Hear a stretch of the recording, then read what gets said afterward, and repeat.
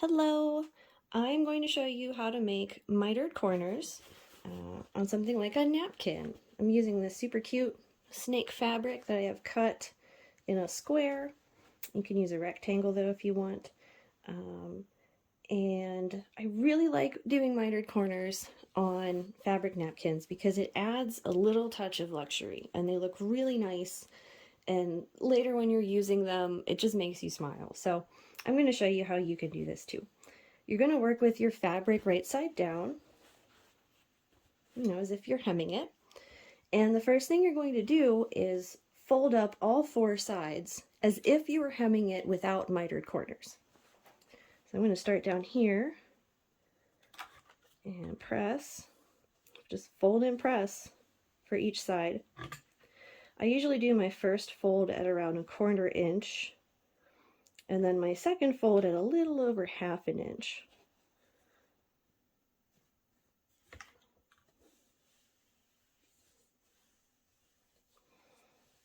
This is also a great way to use up some scraps because the pieces are pretty big, but of course you can make them all sizes. I've made big ones, small ones, rectangular ones, all kinds.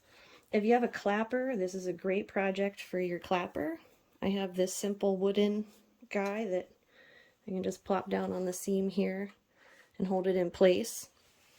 It'll help it continue to set while it's still warm as I do the next side. So my first tip for making perfect mitered corners is to make sure that the fabric you're using has all four corners square and all of your lines are straight. Because if it's a little crooked or it's a little wonky, when you fold it up and sew it later, you're probably going to have a little excess fabric. And you can deal with that. I'll show you how to contend with that if we run into it. I'm also kind of pushing some of these little loose threads down as I fold up this second side and press it. So you see I'm just doing this corner. I'm folding the second one up over the first one, just like if I was gonna sew it without mitered corners. Is like I was just hemming it by folding everything. So I'm going to rotate the fabric, and I'm going to use my clapper on the corner up here to make sure that it stays in place, because the corners are the most crucial part. I gotta make sure I'm up here. Okay. My second tip for perfect mitered corners is to measure them. So measure each time you're folding. So I'm going to measure here, see, about 1/4 inch. Measure here, about 1/4 inch. I mean, this takes a little longer,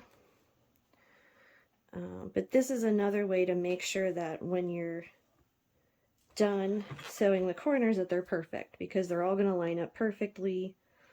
The guidelines that we're going to use, that we're actually creating right now, will all be in the same place. So they'll just be a little nicer if you measure each time. But of course, that takes a lot longer.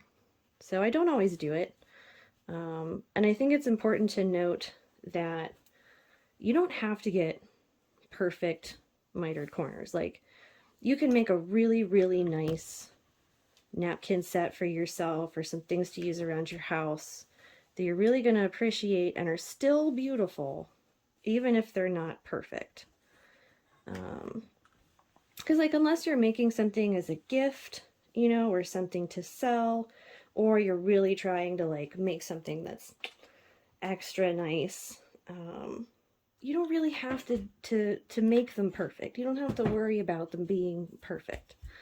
Because I think there's, sometimes we put pressure on ourselves to make something perfect.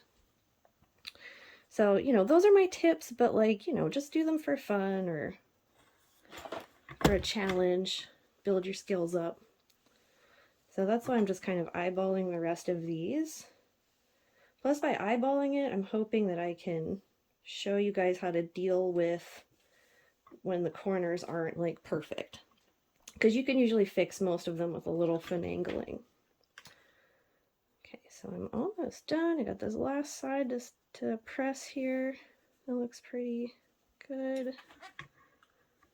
Boop, boop, boop.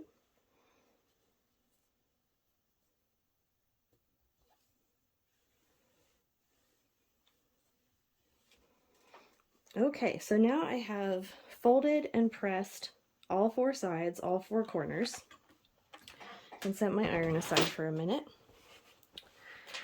And now we're going to do the mitered parts. So I'm going to start with one corner, and I'm going to open it up. And when I open it up,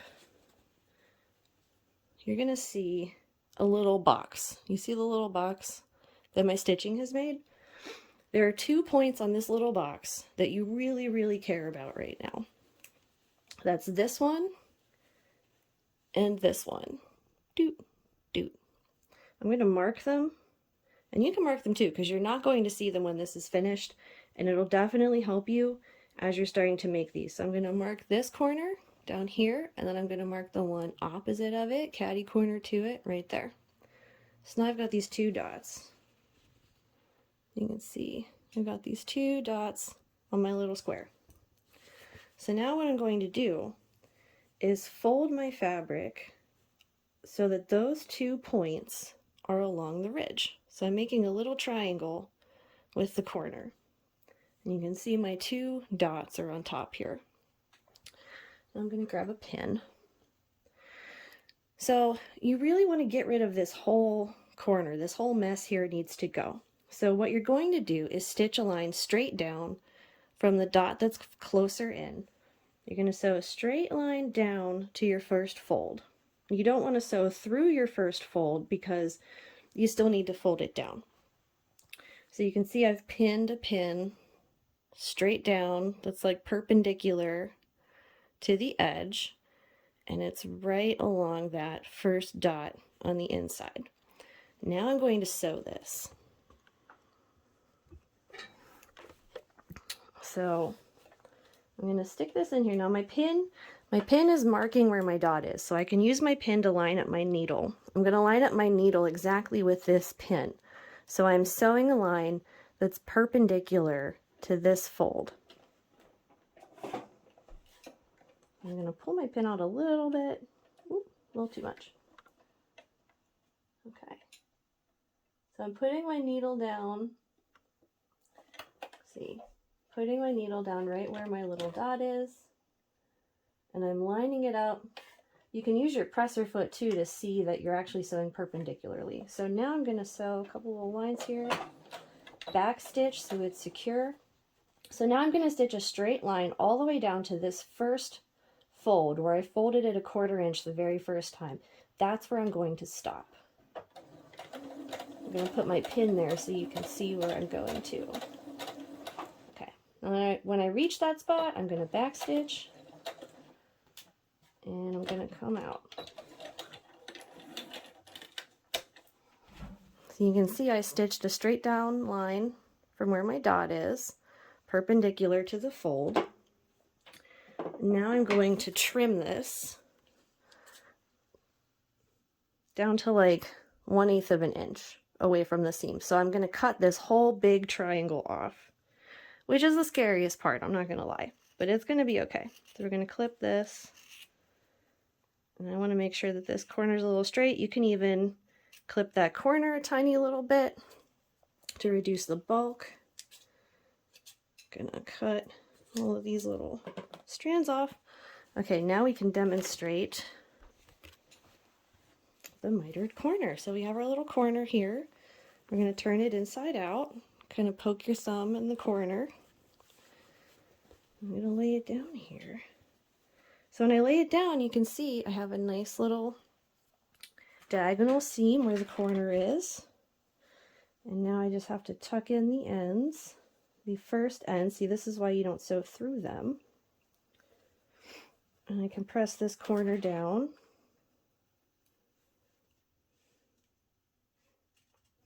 And voila, a mitered corner.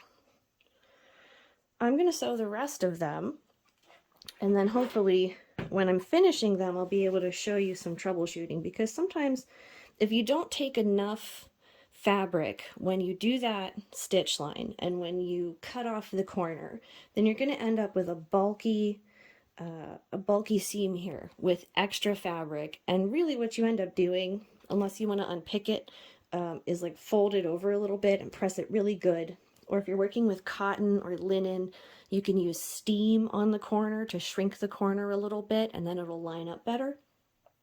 And again, that's just if you're looking for perfection, which you definitely don't need to do.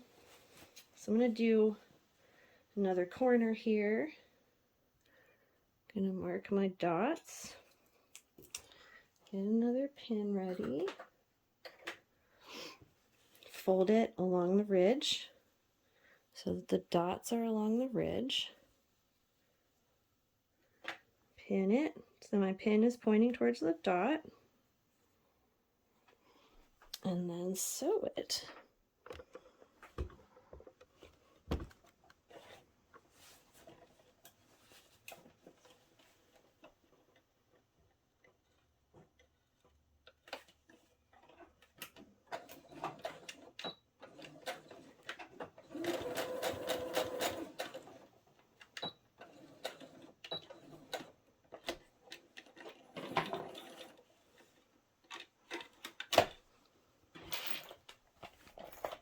I think I'm going to batch the next couple of ones because that's usually how I do this. I don't normally cut and then sew each corner individually. I usually just cut a whole bunch, sew a whole bunch. So I'm going to do the other two corners now. And I'm still going to mark the dots.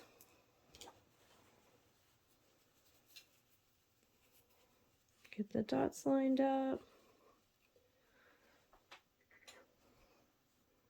Stick my pin in. My pin's a little crooked. Let's get it straight here. Okay, and now I'm going to do my last corner. Mark the dots. Fold it up. Stick a pin in it. Okay, so now I have these two corners to sew, and then we're going to do some more pressing, and then we get to finish it.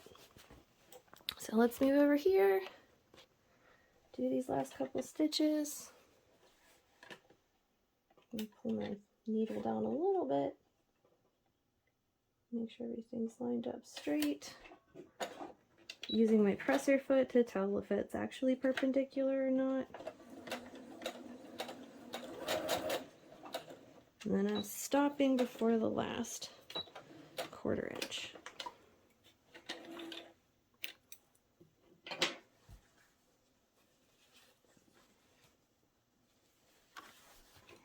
Okay, last one. Once you get the hang of it, it's pretty quick. They won't take you too long once you get going, and if you batch them and have a good system. And I mean, I guess if I'm being honest, the third tip to making perfect mitered corners is to just practice them. Because it's definitely something that you need to get an eye on. You know, after you do them for a little while, you'll be able to kind of eyeball what you're doing. Okay, so now we're coming back for the final press. I have to re-engage my iron here. It has a nice auto off feature, but kind of gets a little cold sometimes. All right, so I'm clipping the corners, and I'm clipping off the strings. Let's see.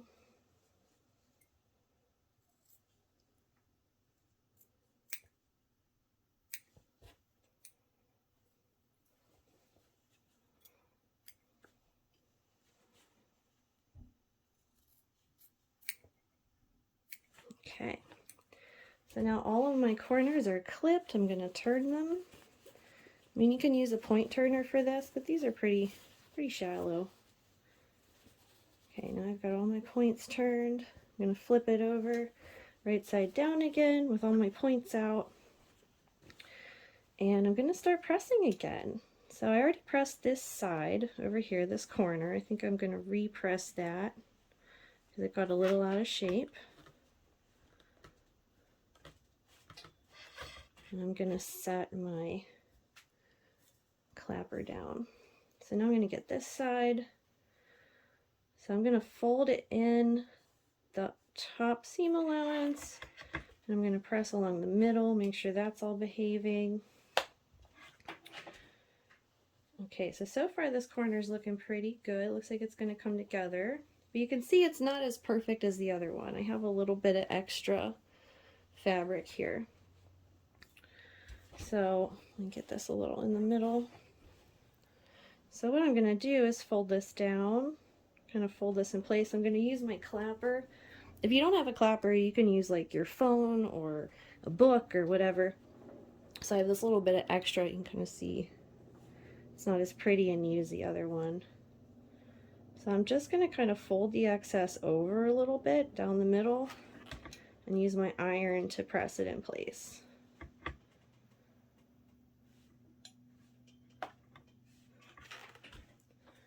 Okay.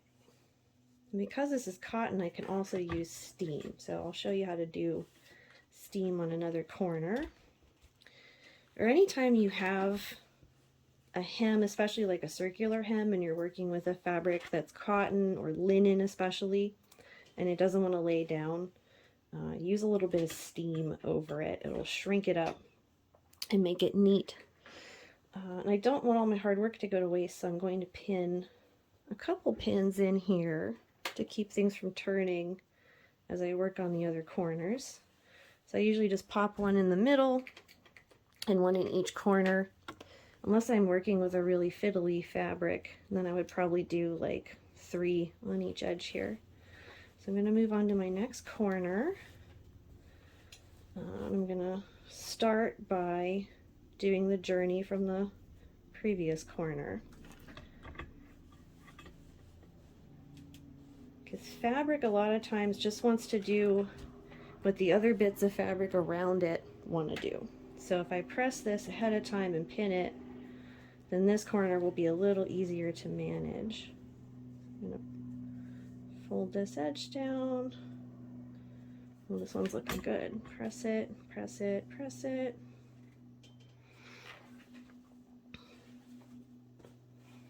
Okay, so I kind of start folding this up and getting a feeling for what we're going to be dealing with over here.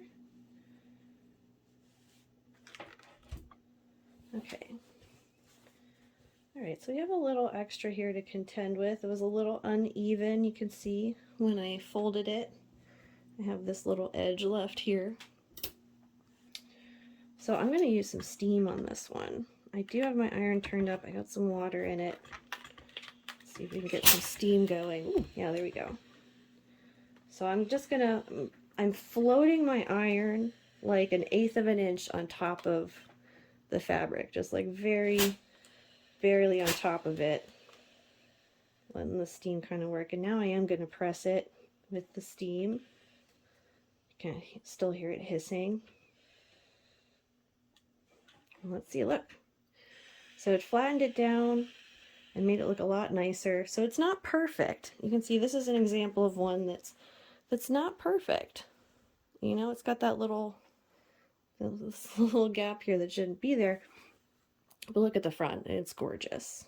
Absolutely gorgeous. Nice and flat. Super cool. I promise you later when you're using this and you're like eating dinner and you go to like wipe your mouth or something, you're going to be like, ooh, oh, I made those mitered corners. Oh, they're so cute. Look at me. At least I do. I don't know. So last corner. I'm going to press, press, press, press. Now I did turn the steam function on my iron, so now I just have to be a little careful with it because sometimes the steam can come out and burn your fingers. So anytime you're working with steam, be extra careful. I think I'm going to have to steam this side too. Okay, so pressing, pressing. All right, last corner.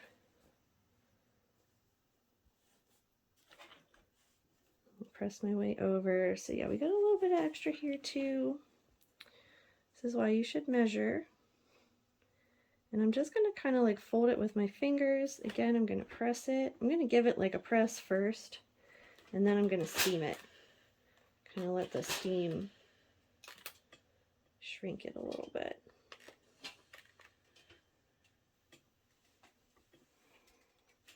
Ah, there we go. Very nice. I'm going to pin this last corner. Okay, so now really all the hard work is done. We have all the corners finished. You know, each one of them is a little different. None of them are very, you know, perfect, but they look really nice. This is going to be a fine napkin that I can give to a guest. Okay, so now I'm going to sew it at about like 1/2 inch seam allowance. That's why I do the second fold at about 5/8 inch. That way you can get all the way around it with a simple 1/2 inch seam allowance, which in my opinion is just easier to spot with the naked eye on your machine. Just a lot easier. So I always like to check that 1/2 inch is going to work. So I usually suss out where my hem is from the wrong side first. So I'm just doing this to figure out, okay, yeah, if I sew it at like, I'm also going to change to my 0. Yeah, that'll be nice. Since I'm top stitching, I'm going to increase my stitch length from 2.5 to 3.5. And then I'm going to start sewing on the right side in the middle of one of these sides. And I'm just going to stitch the whole way around.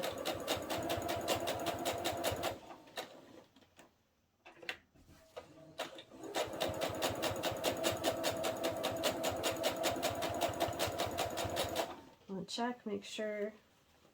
Doing good on this other side. Pretty good.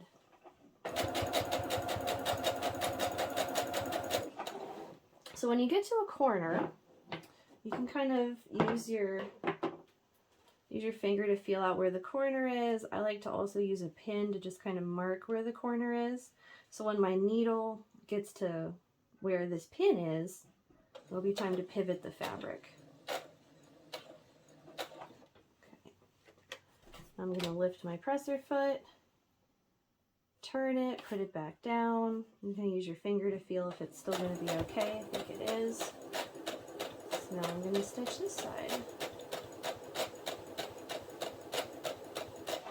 Check. Okay, yeah, that's doing good.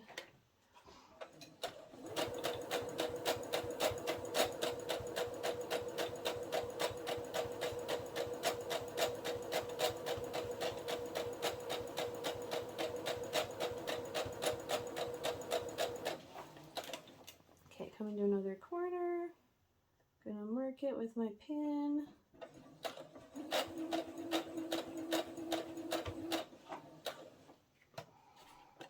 Pivot, put the foot back down, another side.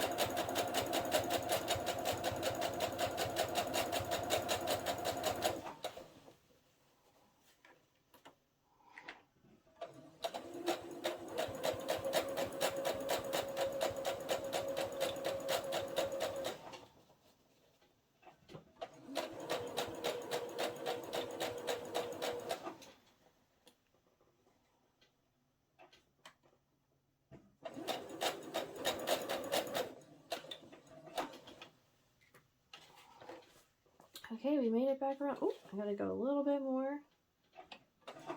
And one more stitch. Okay, that's better. So when I get to the edge here, I'm gonna clip my extra threads so they're not in my way. And then I'm gonna finish. Try to line them up. There we go, and then back stitch, And that's it. Now you've made a beautiful napkin, or whatever. You know, you can use mitered corners in a lot of different things.